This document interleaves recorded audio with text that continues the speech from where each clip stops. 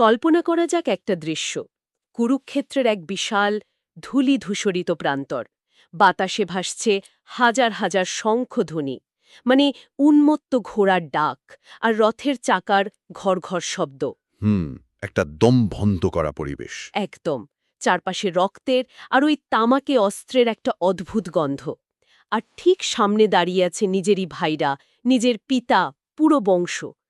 ঠিক যখন যুদ্ধের দামামা বাজতে শুরু করবে, কেউ একজন ধীরে ধীরে নিজের অস্ত্র নামিয়ে রাখলেন। অবিশ্বাস্য একটা মুহূর্ত। হ্যাঁ, আর তারপর সেই রক্তমাখা মাটি পেরিয়ে নিজের পরিবারকে পেছনে ফেলে সম্পূর্ণ একা হেঁটে গিয়ে তিনি যোগ দিলেন শত্রুপক্ষে। আজ আমাদের এই তথ্যের গভীরে এক আধ্যাত্মিক অনুসন্ধানের বিষয়বস্তু হল ঠিক সেই মানুষটির মনস্তত্ত্ব, যিনি এই কাজটাই করেছিলেন। মানে শতাব্দীর পর শতাব্দী ধরে মহাভারতের কথা উঠলেই তো অর্জুন, ভীষ্ম, কর্ণ কিংবা দুর্যোধনের মতো মহারথীদের দম্ভ আর বীরত্বের ছবি আমাদের চোখে ভাসে। ঠিক, কিন্তু আজ আমরা সেই কোলাহলের আড়ালে থাকা এক বিস্মৃত চরিত্রের সন্ধান করব, যার নৈতিক সাহস আসলে এই মহারথীদের চেয়ে কোনো অংশে কম ছিল না। চরিত্রটির নাম জিরুৎসু। অত্যন্ত স্নিগ্ধ অথচ রহস্যময় এক জীবন তার। কৌরব বংশে জন্ম নিয়েও রাজপ্রাসাদের আরাম আর রক্তের সম্পর্কের মায়াজাল ছিন্ন করে যিনি একাকী দাঁড়িয়েছিলেন সত্যের পক্ষে। আর আমাদের এই মহাকাব্যের গভীরে ডুব দেওয়ার মূল কারণ হল ঋষি ব্যাসদেব রচিত এই সুবিশাল আখ্যানের এমন এক দার্শনিক দিক উন্মোচন করা, যেখানে জুজুৎসু কেবল অতীতের একজন যোদ্ধা নন। ঠিক তাই, বরং কিভাবে তিনি বিবেকের তাড়নায় সমস্ত হিসাব নিকাশ দূরে সরিয়ে রেখে ন্যায়ের পথ বেছে নিলেন, তা এক অনন্তকালের রূপক। এই অসামান্য সাহসের উৎস খুঁজতে হলে প্রথমেই আমাদের প্রবেশ করতে হবে তার জন্মের সেই অন্ধকার, মনস্তাত্ত্বিক এবং রহস্যময় পটভূমিতে, কারণ এই পটভূমিটা সাধারণ কোনো রাজকীয় জন্মের মতো ছিল না। একদমই না। এই জটিল সমীকরণটা শুরু হয় হস্তিনাপুরের এক অদ্ভুত বন্দিদশা থেকে। জুজুৎসুর জন্মবৃত্তান্ত মহাভারতের অন্যতম এক উপেক্ষিত অথচ মনস্তাত্ত্বিকভাবে অত্যন্ত গভীর অধ্যায়। রাজা ধৃতরাষ্ট্র এবং রানী গান্ধারী দাম্পত্যের কথা তো আমরা সবাই জানি। ধৃতরাষ্ট্র জন্মান্ধ ছিলেন। হ্যাঁ, আর স্বামী ভক্তির চরম নিদর্শন হিসেবে গান্ধারী স্বেচ্ছায় আজীবন নিজের চোখে কাপড় বেঁধে এক অন্ধকার পৃথিবীতে প্রবেশ করেছিলেন। কিন্তু এরপর এক অদ্ভুত ঘটনা ঘটে। মানে ওই দীর্ঘ গর্ভধারণের ব্যাপারটা। ঠিক, ঐতিহ্য অনুসারে গান্ধারীর গর্ভধারণ কাল ছিল অস্বাভাবিক রকমের দীর্ঘ। দিনের পর দিন, মাসের পর মাস অপেক্ষা, কিন্তু সন্তানের জন্ম হচ্ছিল না। একটা চাপা আতঙ্ক, ফিসফিসানি চলছিল চারিদিকে। একদম তাই। আর ঠিক সেই দীর্ঘ অপেক্ষার সময়ই রানী গান্ধারীর এক বৈশ্য পরিচারিকার গর্ভে এবং রাজা ধৃতরাষ্ট্রের ঔরসে জন্ম হয় ইউজুৎসুর। আচ্ছা, অর্থাৎ তিনি হস্তিনাপুরের রাজা ধৃতরাষ্ট্রের সন্তান হওয়া সত্ত্বেও ঠিক রাজপুত্রদের যে স্বাভাবিক স্বীকৃতি, সেই অধিকার নিয়ে জন্মালেন না। ঠিক ধরেছেন, তার রক্তে রাজকীয়তা ছিল, কিন্তু তার পরিচয় ছিল এক অদৃশ্য দাগ। রাজরক্ত শরীরে বইলেও তৎকালীন অত্যন্ত কঠোর রাজকীয় সমাজে ইউজুৎসু হয়ে রইলেন এক প্রান্তিক চরিত্র। মাতৃপরিচয়ের কারণে, মানে দাসীপুত্র হওয়ার দরুন, তিনি দুর্যোধন বা দুঃশাসনের মতো অন্যান্য কৌরবদের সমান মর্যাদা কখনোই পাননি, তাই তো? হ্যাঁ, তিনি রাজপ্রাসাদেই বড় হচ্ছিলেন ঠিকই, প্রাসাদের দামি কার্পেটে হাঁটছিলেন, কিন্তু মানসিক আর আবেগগত দিক থেকে তিনি ছিলেন সম্পূর্ণ বিচ্ছিন্ন, অবহেলিত। মানে প্রাসাদের ভেতরে থেকেও তিনি ছিলেন প্রাসাদের বাইরের একজন মানুষ। কেউ হয়তো তাকে পাশ কাটিয়ে চলে যাচ্ছে, ভোজে তাকে হয়তো একটু দূরে বসতে দেয়া হচ্ছে। ঠিক, আর এই ছোট ছোট জিনিসগুলো একজন মানুষের মনস্তত্ত্বকে গভীরভাবে প্রভাবিত করে। এই জায়গাটাতেই একটা খুব জরুরি প্রশ্ন আসে, মানে এই যে অবহেলা, সাধারণত আমরা দেখি অবহেলা মানুষকে ক্ষুব্ধ করে তোলে, কিন্তু একটু অন্যভাবে ভাবলে এটা কি এক অর্থে আশীর্বাদও হতে পারে? আশীর্বাদ মানে কিভাবে বলছেন ব্যাপারটা? ধরুন, কাদায় জন্ম নেওয়া পদ্মের মতো, যারা ওই প্রাসাদের চোখ ধাঁধানো ঝাড়বাতি আর রাজকীয় আয়োজনে মগ্ন থাকে, তারা অনেক সময় দেখতেই পায় না যে প্রাসাদের ভিড়টা পচে যাচ্ছে। অসাধারণ একটা তুলনা। জুজুৎসুর অবস্থানটা কি অনেকটা সেই স্ট্রাকচারাল ইঞ্জিনিয়ারের মতো ছিল না, যিনি ঝাড়বাতির মোহে অন্ধ নন, তাই তিনি দেওয়ালের ফাটলগুলো খুব স্পষ্টভাবে দেখতে পারছিলেন। এই প্রান্তিক অবস্থানে কি তাকে এক অদ্ভুত বস্তুনিষ্ঠতা বা অবজেক্টিভিটি দিয়েছিল? এটা খুব গভীর একটা কথা। রাজকীয় অহংকারের বাইরে থাকার ফলে তিনি প্রাসাদের রাজনীতি, ষড়যন্ত্র আর ক্ষমতার অন্ধ মোহগুলোকে খুব নির্ব্যক্তিকভাবে দেখতে পেরেছিলেন। যেটা দুর্যোধন কখনোই পাননি। একদম। দুর্যোধন যেখানে মনে করতেন যে হস্তিনাপুরের সিংহাসন, ওই বিশাল ক্ষমতা, তার জন্মগত অধিকার এবং এর জন্য যে কোনো মূল্য চোকাতে তিনি প্রস্তুত, জুজুৎসু সেখানে শিখছিলেন নম্রতা। তার এই প্রান্তিক অবস্থান তাকে বাইরের জগতের রুক্ষতার সাথে পরিচিত করেছিল। হ্যাঁ, সাধারণ মানুষের অনুভূতির সাথে পরিচিত করেছিল। তিনি খুব গভীরভাবে পর্যবেক্ষণ করতে পারছিলেন যে ক্ষমতার মোহে অন্ধ হয়ে মানুষ কতটা নিচে নামতে পারে। কিন্তু এখানেই তো আমার একটা বড় খটকা লাগছে। মানে একটু থামা যাক এখানে। প্রান্তিক অবস্থান, সামাজিক বঞ্চনা আর নিজের প্রাপ্য সম্মান না পাওয়া, এই একই পরিস্থিতির শিকার তো মহাবীর কর্ণও হয়েছিলেন। তা তো বটেই। সমাজ কর্ণকেও তার জন্ম পরিচয়ের জন্য প্রতি পদে পদে অপমান করেছে, কিন্তু কর্ণের ক্ষেত্রে আমরা দেখলাম এই অবহেলা তার ভেতরে এক চরম আক্রোশ, এক বিষাক্ত জেদের জন্ম দিল। হ্যাঁ, তিনি দুর্যোধনের অন্ধ সমর্থক হয়ে উঠলেন শুধু একটু সামাজিক স্বীকৃতির লোভে। ঠিক তাই। তাহলে জুজুৎসু কেন কর্ণের মতো খলনায়ক বা প্রতিশোধপরায়ণ হয়ে উঠলেন না? একই বঞ্চনা, কিন্তু দুজনের পথ এতটা আলাদা হলো কিভাবে? এই পার্থক্যটাই মহাভারতের অন্যতম শ্রেষ্ঠ মনস্তাত্ত্বিক পাঠ।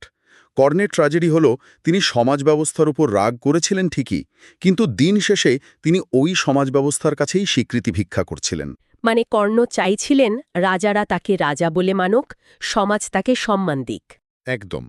এই স্বীকৃতির লোভে তিনি দুর্যোধনের মতো অধার্মিকের হাত ধরতে পিছপা হননি। অন্যদিকে জুজুৎসুর আধ্যাত্মিক শক্তিটা ছিল অন্য স্তরের। তিনি সেই ক্ষমতার কাঠামোর কাছে কোনো স্বীকৃতিই চাননি। ঠিক। তিনি উপলব্ধি করেছিলেন যে যে সমাজ ব্যবস্থা অহংকার আর দুর্নীতির উপর দাঁড়িয়ে আছে, তার কাছে সম্মান পাওয়ার অর্থ হল নিজের আত্মাকে বিক্রি করে দেওয়া। জুজুৎসু বাইরের দুনিয়ার কাছে বৈধতা খোঁজেননি, তিনি নিজের অন্তরাত্মার কাছে সৎ ছিলেন। এই যে নিজের অন্তরাত্মার কাছে সৎ থাকা আর নীরবে চারপাশের দুর্নীতিকে পর্যবেক্ষণ করা, এই ধারণাটা জুজুৎসুর নামের এক চরম রূপক এবং সাংঘর্ষিক অর্থের সাথে মিলে যায়। হ্যাঁ, সংস্কৃত ভাষায় জুজুৎসু নামের একটা বিশেষ অর্থ আছে। অর্থ হল যিনি যুদ্ধ করতে ইচ্ছুক বা সংগ্রামের জন্য প্রস্তুত। কিন্তু যে মানুষটা প্রাসাদের এক কোণে অবহেলিত হয়ে বসে আছেন, তার আবার সংগ্রাম কিসের?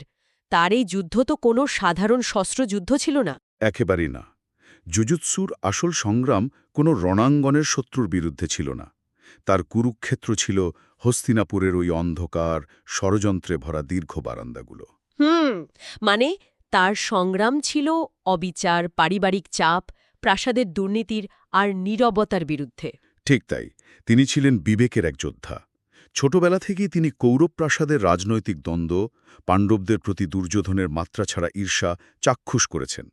এই সব কিছুর বিরুদ্ধে নিজের মনের ভেতরে প্রতিদিন এক যুদ্ধ চালিয়ে যাওয়াই ছিল তার নিয়তি। আর এই লড়াইয়ে জুজুৎসু তো একা ছিলেন না, অন্তত মনস্তাত্ত্বিকভাবে। মানে পাণ্ডবদের কথা বলছেন? হ্যাঁ, পাণ্ডবদের মানে যুধিষ্ঠির, ভীম, অর্জুন, নকুল, সহদেব, তাদের সাথে জুজুৎসুর কি এক অদ্ভুত মনস্তাত্ত্বিক মিল ছিল না? অবশ্যই ছিল। একটু ভেবে দেখলে উভয় পক্ষই কিন্তু ওই প্রাসাদে দুর্যোধনের চরম উচ্চাকাঙ্ক্ষা আর অহংকারের শিকার। পাণ্ডবরাও পদে পদে শত্রুতা ও অবিচারের সম্মুখীন হয়েছেন, আবার জুজুৎসুও অবহেলিত হয়েছেন। এই সমব্যথাই হয়তো জুজুৎসুকে স্বাভাবিকভাবেই পাণ্ডবদের প্রতি সহানুভূতিশীল করে তুলেছিল। সমব্যথা মানুষের মনের সবচেয়ে শক্তিশালী সংযোগ। তিনি অনুভব করেছিলেন যে দুর্যোধনের এই অন্ধ আক্রোশ সমগ্র কুরু বংশকেই ধ্বংসের দিকে ঠেলে দিচ্ছে। আর এই সহানুভূতির শিকড় ধরেই মহাভারতের সবচেয়ে জটিল এবং ধোঁয়াশাচ্ছন্ন ধারণাটির প্রকৃত স্বরূপ আমাদের সামনে আসে। আর তা হল ধর্ম। ধর্ম মহাভারতের সবচেয়ে বহুল ব্যবহৃত অথচ সবচেয়ে সহজে ভুল বোঝা যায় এমন একটি শব্দ। হ্যাঁ, কারণ মহাভারতে ধর্ম মানে কেবল পুণ্য নয়, তা হল মহাজাগতিক শৃঙ্খলা, নৈতিকতা, ন্যায় বিচার এবং বৃহত্তর কল্যাণের প্রতি কর্তব্য। আর এই ধর্মের পরীক্ষাতেই মহাভারতের তাবর তাবর চরিত্ররা চরমভাবে ব্যর্থ হয়েছেন। একদম। ধৃতরাষ্ট্র তার পুত্র স্নেহে অন্ধ হয়ে দিনের পর দিন অধর্মকে প্রশ্রয় দিয়েছেন। পিতামহ ভীষ্ম তার সেই ভীষণ প্রতিজ্ঞার কাছে বন্দী ছিলেন। মানে ওই যে আজীবন হস্তিনাপুরের সিংহাসনের রক্ষাকর্তা হয়ে থাকার প্রতিজ্ঞা। ঠিক এই প্রতিজ্ঞার অহংকার তাকে অন্ধ করে দিয়েছিল। আচার্য দ্রোণ কৌরবদের দেওয়া অন্ন এবং আশ্রয়ের কাছে আর কর্ণ তার কৃতজ্ঞতার কাছে বন্দী হয়ে অধর্মের পক্ষ নিয়েছিলেন। কিন্তু জুজুৎসু ছিলেন এক উজ্জ্বল ব্যতিক্রম। হ্যাঁ, তিনি যখন বুঝতে পেরেছেন অবিচার হচ্ছে, তিনি কিন্তু সক্রিয়ভাবে প্রতিরোধ করেছেন। যেমন ভীমকে যখন বিষ প্রয়োগ করে হত্যার এক ভয়ঙ্কর ষড়যন্ত্র করা হয়েছিল, জুজুৎসু তখন পাণ্ডবদের সেই বিষয়ে সতর্ক করে দিয়েছিলেন। আচ্ছা, এখানে একটা জোরালো প্রশ্ন আসে। আমাদের খুব সতর্কভাবে এই জায়গাটা বিশ্লেষণ করতে হবে। প্রাচীন ভারতের প্রেক্ষাপটে পরিবারের প্রতি আনুগত্যকেই তো সবচেয়ে বড় ধর্ম বলে মনে করা হতো। হ্যাঁ, সেটাই তো সমাজের নিয়ম ছিল। তাহলে নিজের পিতা নিজের ভাইদের বিরুদ্ধে যাওয়া, তাদের ষড়যন্ত্র ফাঁস করে দেওয়া, এটা কি এক ধরনের বিশ্বাসঘাতকতা নয়? সাধারণ নিয়মে তো জুজুৎসু একজন চরম বিশ্বাসঘাতক। এই প্রশ্নটাই এই আধ্যাত্মিক অনুসন্ধানের একেবারে কেন্দ্রে অবস্থিত। হ্যাঁ, সমাজ তাকে বিশ্বাসঘাতক বলতে পারত, কিন্তু জুজুৎসু তার অন্তরাত্মার আলোয় এই অমোঘ সত্যটি উপলব্ধি করেছিলেন যে কোনো পারিবারিক আনুগত্যই অবিচারকে বৈধতা দিতে পারে না। মানে রক্তের সম্পর্ক কখনোই সত্যের ঊর্ধ্বে হতে পারে না। একদম। পরিবার যদি অধর্মের পথে হাঁটে, তবে সেই পরিবারের সঙ্গত্যাগ করাই হল প্রকৃত ধর্ম। তার কাছে ধর্মের অর্থ ছিল নিজের ব্যক্তিগত স্বার্থের চেয়ে বৃহত্তর ন্যায়ের পথে অবিচল থাকা। আর তার এই সততা এবং সাহস তাকে তার ভাইদের থেকে সম্পূর্ণ বিচ্ছিন্ন করে দিয়েছিল। ঠিক, তাকে হয়তো একটা প্রবল মানসিক একাকিত্বের মধ্যে ঠেলে দিয়েছিল, কিন্তু মহাজাগতিক ন্যায়ের কাছে তাকে অমর করে রেখেছিল। এক অদ্ভুত নিঃসঙ্গতা। আর তার এই নৈতিক চেতনার সবচেয়ে চূড়ান্ত পরীক্ষা উপস্থিত হয় কুরু বংশের সবচেয়ে অন্ধকার অধ্যায়ে। দ্যুতক্রীড়া বা পাশা খেলার সেই অভিশপ্ত সভায় এর হারাতে বাধ্য করলেন। হ্যাঁ, এবং শেষ পর্যন্ত দ্রৌপদীকে। ঠিক, রাজসভায় দ্রৌপদীর সেই চরম অপমানের মুহূর্তে ভীষ্ম, দ্রোণ এবং ধৃতরাষ্ট্রের মতো প্রবীণদের ভয়ঙ্কর নীরবতা ছিল এক সামগ্রিক নৈতিক পতন। কিন্তু সেই শ্বাসরোগী সভাতেই জুজুৎসুর তীব্র অসম্মতি প্রমাণ করে যে তিনি বুঝতে পেরেছিলেন কুরু সাম্রাজ্য তার ধ্বংসের দিকে দ্রুত এগোচ্ছে। হ্যাঁ, তিনি বুঝতে পারছিলেন যে সিংহাসন একজন নারীর ন্যূনতম সম্মান রক্ষা করতে পারে না, সেই সিংহাসন ধর্মের ধারক হতে পারে না। আর এরপরেই শুরু হয় যুদ্ধের সেই অবশ্যম্ভাবী প্রস্তুতি, একটা চরম স্নায়ুদিক উত্তেজনা। একদম। শেষ মুহূর্ত পর্যন্ত কিন্তু শান্তি স্থাপনের চেষ্টা করা হয়েছিল। শান্তির দূত হয়ে স্বয়ং শ্রীকৃষ্ণ এলেন কৌরবদের সভায়। পাণ্ডবদের তরফ থেকে তিনি এমন এক প্রস্তাব রাখলেন যা প্রত্যাখ্যান করা প্রায় অসম্ভব ছিল। কেবল 5টি সাধারণ গ্রাম। ঠিক, কিন্তু ক্ষণতার অধৈর্যধন কি বললেন? তার সেই অহংকারী আস্ফালন, বিনা যুদ্ধে নাহি দিব সুচ্চগ্র মেদিনী, অর্থাৎ সূচের ডগায় যেটুকু মাটি ধরে সেটুকুও তিনি দেবেন না। এই একটা দীর্ঘশ্বাস ফেলার মতো মুহূর্ত। এই একটা বাক্য দুই পক্ষের নৈতিক অবস্থানকে স্ফটিকের মতো পরিষ্কার করে দিয়েছিল। ধর্ম এবং অধর্মের সীমারেখা আর বিন্দুমাত্র অস্পষ্ট রইল না। আর ঠিক সেই কারণেই কুরুক্ষেত্রের ময়দানে জুজুৎসু সকলের সামনে কৌরব পক্ষ ত্যাগ করে পাণ্ডবদের পক্ষে যোগ দেন।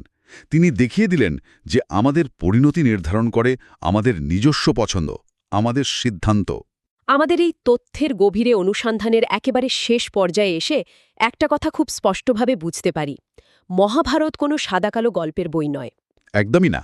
জুজুৎসু প্রমাণ করে গেছেন যে ধর্ম বা ন্যায়বিচার মানুষের জন্ম, পরিচয় বা সামাজিক মর্যাদার ওপর নির্ভর করে না। এটি একান্তই একটি আত্মিক সিদ্ধান্ত। তিনি আমাদের শিখিয়েছেন যে অন্ধ আনুগত্য কখনো ধর্ম হতে পারে না। অন্যায়ের প্রতিবাদ করতে পারাটাই হলো আসল যুদ্ধ। কুরুক্ষেত্রের ময়দানে হাজার হাজার সৈন্যের বিরুদ্ধে অস্ত্র তুলে নেওয়া হয়তো সহজ, কিন্তু যখন চারপাশের সবাই অন্যায় করছে তখন নিজের পরিবারের বিরুদ্ধে দাঁড়িয়ে একা বিবেকের পথে হাঁটা, এটা কি তার চেয়েও বহুগুণ বেশি সাহসের নয়? নিশ্চিতভাবেই এই সাহস সবার থাকে না। আর এখানেই থেকে যায় একটা বড় প্রশ্ন, একটা গভীর নীরবতা। আমাদের নিজেদের জীবনের কুরুক্ষেত্রে দাঁড়িয়ে যখন আমরা ন্যায়ের মুখোমুখি হই, তখন আমরা কোন পথ বেছে নেব?